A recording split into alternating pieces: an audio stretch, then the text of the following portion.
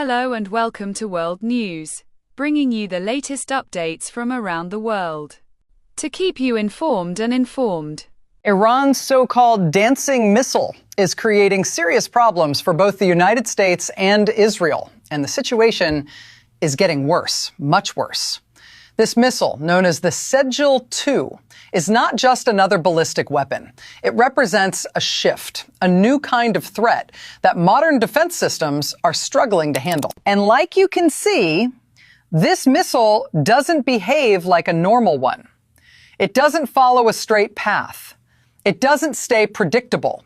Instead, it changes direction mid-air, not randomly, but deliberately. It climbs high into the atmosphere, and during re-entry, it begins to maneuver. Small shifts, controlled movement, enough to confuse tracking systems and make interception far more difficult. That's why it's being called the dancing missile. It uses solid fuel, meaning it can be launched within minutes from mobile platforms with very little warning.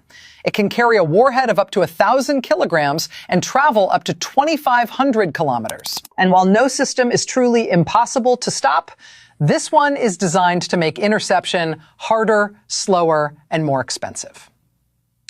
So what exactly is this technology? And more importantly, why is it being used right now? Because this isn't just about one missile. It's about how warfare itself is changing. The Sejil missile is not entirely new. Iran began developing it decades ago, with early tests reported in the late 2000s. For years, it remained mostly in the background, shown in military exercises, referenced in statements, but never used in active conflict. That has now changed, and that change matters. The Sejil is a medium-range ballistic missile with an estimated range of around 2,000 kilometers. That puts a large portion of West Asia within reach. Cities, military bases, infrastructure, all within a radius that makes it strategically significant. But range alone does not define a modern weapon. What defines it is how it behaves. And the Sejil behaves very differently from older missile systems. One of its most important features is its solid fuel propulsion. Older missiles often rely on liquid fuel, which requires time to load before launch. That process creates a window, a moment where satellites or reconnaissance systems can detect preparation and respond. Solid fuel removes that window. The missile can be stored fully fueled, it can be moved, hidden, deployed, and then launched with minimal warning. That alone makes it more survivable. But survivability is only one part of the equation. The real shift comes in the final phase of its flight. To understand why the Sejil is so difficult to stop, you need to understand how missile defense systems actually work. At their core, these systems rely on physics and prediction. When a missile is launched, radar systems detect it. This is not a normal ballistic missile. Most missiles follow a predictable arc: launch, travel, and fall toward a fixed target. But this one behaves differently. It uses something called a maneuverable re-entry vehicle. As it comes down at hypersonic speeds, it doesn't follow a straight path. It changes direction mid-air. That's why experts call it the dancing missile. Modern defense systems rely on prediction. They calculate where a missile will land and destroy it before impact. But what happens when the target keeps moving?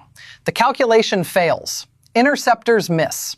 And suddenly, one missile requires multiple attempts to stop. This drains defenses fast. And there's another advantage. This missile uses solid fuel. That means faster launch, no visible preparation, mobile deployment. It can strike before defenses are even ready. This war is no longer just about land or power. It's becoming a testing ground. Across the battlefield, new technologies are being used in real time. Advanced missiles, attack drones, AI-assisted targeting. These are not future weapons anymore. They're being used right now. And whatever works here will shape the wars of tomorrow. There's a deeper issue. Defense is expensive. Each interceptor can cost millions. But if one incoming missile forces multiple interceptions, the system becomes unsustainable. This changes everything. Offense becomes cheaper. defense becomes harder, and that imbalance is dangerous. This conflict isn't staying local. Its effects are spreading across the world. Trade routes are under pressure. Energy markets are reacting. Global security is shifting.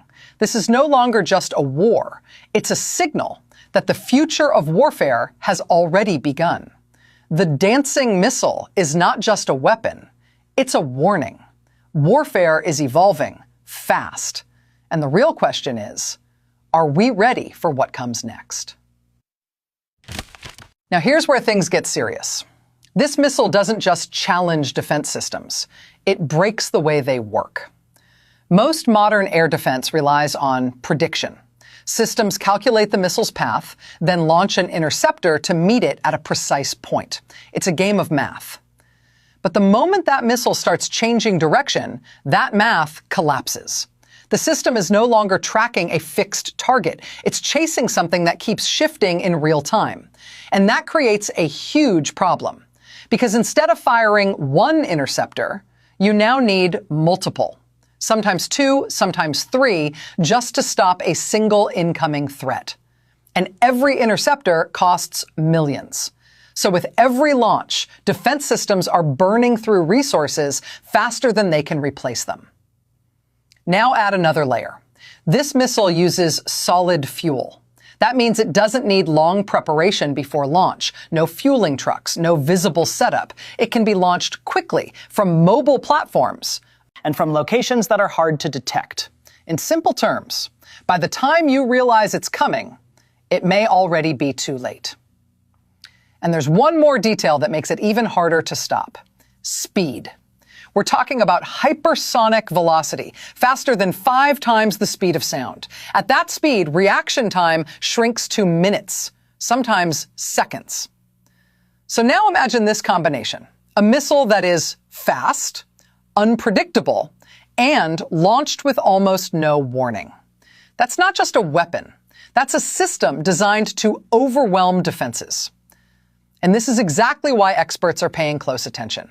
Because this isn't just about one missile. It's about a shift. A shift where offense is becoming smarter, faster, and harder to counter. And if this trend continues, the balance between attack and defense could change completely. But this story isn't just about one missile. It's about what happens when multiple technologies come together on a real battlefield. Because what we're seeing right now is not a single upgrade. It's a combination. Missiles that can maneuver, drones that can strike autonomously, and systems powered by artificial intelligence. Individually, each of these is powerful, but together, they are changing the entire structure of modern warfare. Let's start with drones. Over the past few years, drones have evolved from simple surveillance tools into full-scale weapons. And not just expensive high-end drones. We're now seeing the rise of low-cost, one-way attack drones. These are designed to do one thing: reach a target and destroy it. They don't need to return. They don't need complex recovery systems. They are cheap, effective, and easy to deploy in large numbers. And that's what makes them dangerous. Because instead of launching a few expensive weapons, you can launch dozens, sometimes even hundreds. This creates what experts call a saturation attack, where defense systems are overwhelmed, not because they fail, but because there are simply too many targets to handle at once. Now combine that with maneuverable ballistic missiles, high-speed threats coming from above, and swarms of drones approaching from different directions. Suddenly, the battlefield becomes multi-layered and much harder to defend.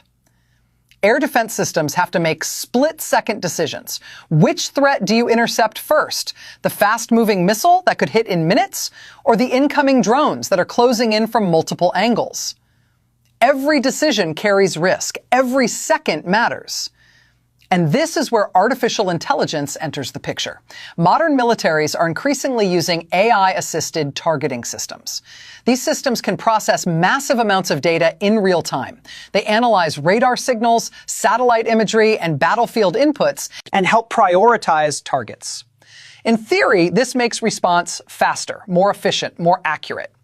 But it also introduces new questions, because when decisions are accelerated by algorithms, the margin for error becomes smaller, and the pace of conflict becomes faster than ever before.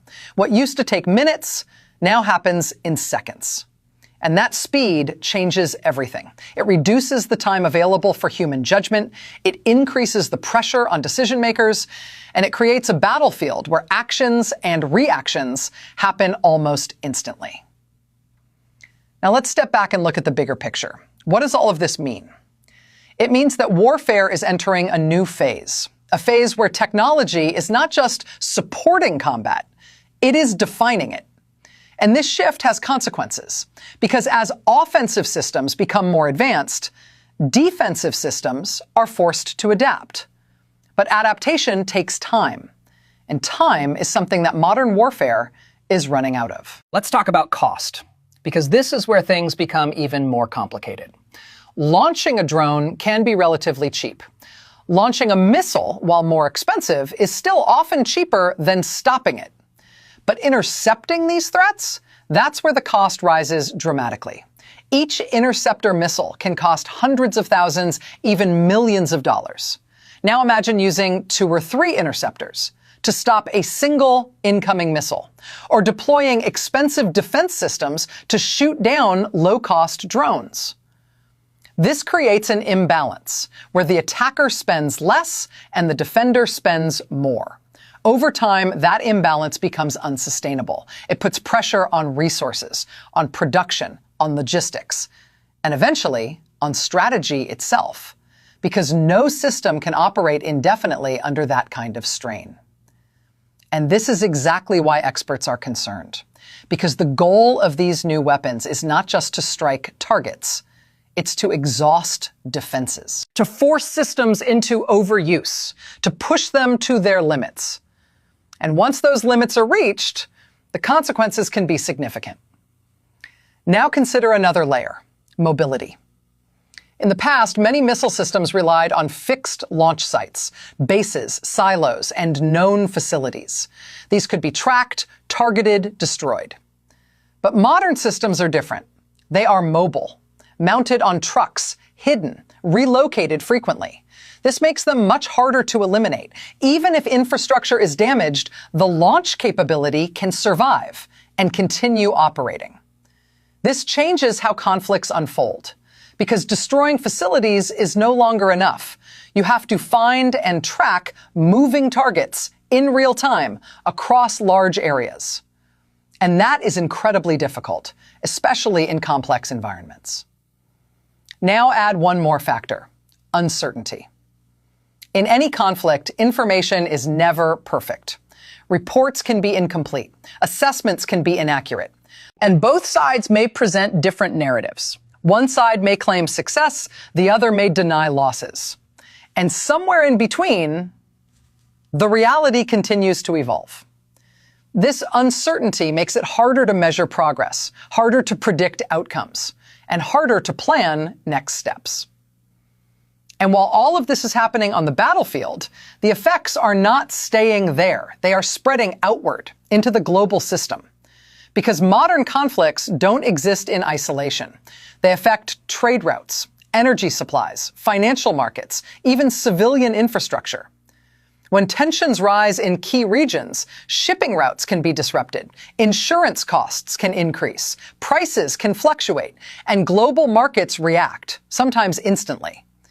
So what begins as a military development quickly becomes an economic issue, and then a global concern. This is why analysts are watching closely, because this is not just about one conflict. It's about what this conflict represents. A preview, a glimpse into the future of warfare, where speed, technology, and scale come together, and where traditional assumptions no longer fully apply. Because in this new environment, superiority is not just about strength. It's about adaptability, about how quickly systems can respond, how efficiently resources can be used, and how well strategies can evolve. And right now, that evolution is happening in real time, on a live battlefield, with real consequences. So when we talk about the dancing missile, we're not just talking about a single weapon. We're talking about a symbol of how warfare is changing, from predictable paths to unpredictable movements, from isolated systems to interconnected technologies, from slower conflicts to high-speed, data-driven engagements. And the biggest question is not what's happening now, it's what happens next. Because once these technologies prove effective, they don't stay in one place. They spread. They get improved, they get replicated, and they become part of future conflicts.